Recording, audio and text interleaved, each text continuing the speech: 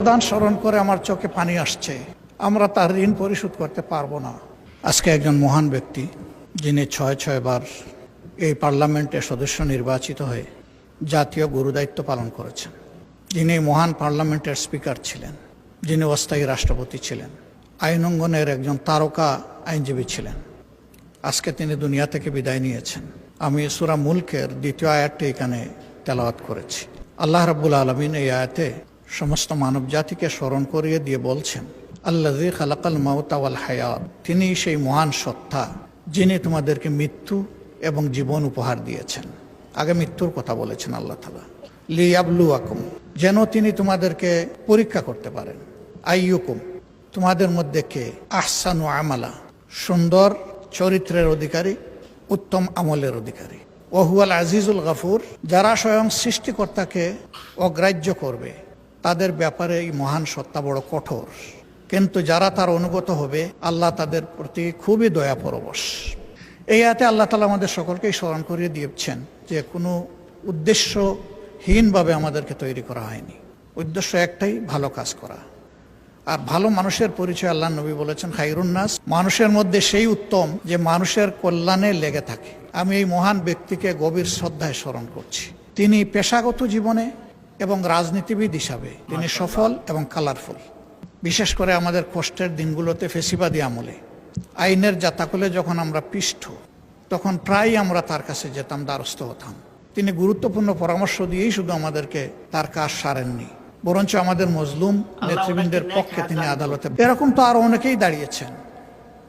কিন্তু তিনি একদিক থেকে প্রথমবার থেকে আমরা চেষ্টা করেছি কৃতজ্ঞতা স্বরূপ তাকে কিছু ফি দেওয়ার, শেষ পর্যন্ত আমরা এই কাজে সফল হইনি। তিনি বলতেন, এটা আমার নৈতিক দায়িত্ব, এটি আমার জন্য সুযোগ।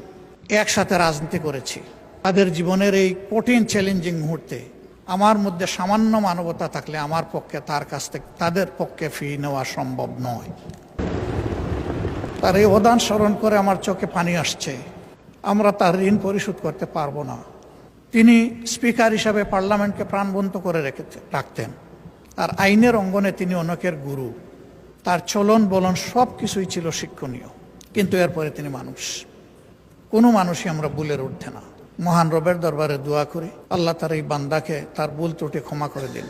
তার কোনো গুনাহ থাকলে আল্লাহ তাআলা নেকিতে রূপান্তরিত করে দিন, এবং আল্লাহ তাআলা তার এই অনন্ত সফরে নিজেই তার সঙ্গী হিসাবে উত্তম ফেরেশতাদেরকে নিয়োজিত করুন। কবরের জিন্দেগিতে আল্লাহ তাআলা তার কবরটাকে জান্নাতের নূর দিয়ে প্লাবিত করুন, প্রশস্ত করুন। শিলা, বরফ এবং পানি দিয়ে আল্লাহ দৌত করে তাকে বেগুনা করে দিন।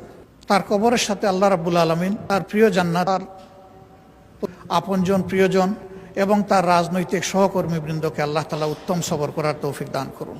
এই সমস্ত মানুষদের জীবন থেকে আমরাও যেন অনুপ্রাণিত হয়ে নিজেদের কর্তব্য নির্ধারণ করতে পারি। আল্লাহ আমাদেরকে সেই তৌফিক দান করুন। আমরা একটু পরেই বিসমিল্লাহি আলা মিল্লাতে রাসূলিল্লাহ বলে মহান আল্লাহর কাছে তাকে সমঝে দেব। সেই সময় মহান আল্লাহ যেন নিজেই তার সঙ্গী হয়ে যান, সেই দোয়া করছি। আমাদের সবাইকে আল্লাহ তাআলা ক্ষমা করুন। এই সংসদে অতীতে যারা স্পিকারের দায়িত্ব পালন করেছেন, আল্লাহ তাদেরকেও ক্ষমা করুন। এখন যারা জীবিত মৃত আমরা আছি, সবাইকে আল্লাহ ক্ষমা করুন। আল্লাহ রাব্বুল আলামিন এখান থেকে আমাদেরকে শিক্ষা নেওয়ার সুযোগ দিন। একদিন আমাদের জন্য মানুষ পড়বে, ইন্না লিল্লাহি ওয়া ইন্না ইলাইহি রাজিউন। ওই মানুষটা আল্লাহ আমাদের জীবনে সেই সাফল্য অর্জন করার তৌফিক দান করুন। মাননীয় স্পিকার, আপনি যে জায়গাটায় যে চেয়ারে বসে আছেন, তিনি এই চেয়ারে ছিলেন। আল্লাহ আপনাকে অসুস্থ রাখুন। আল্লাহ ইনসাফের সাথে আপনার দায়িত্ব পালনের তৌফিক দান করুন। মহান দরবারে এই দোয়াগুলা করে আমার কথা এখানেই শেষ করছি। আসসালামু আলাইকুম ওয়া রাহমাতুল্লাহ।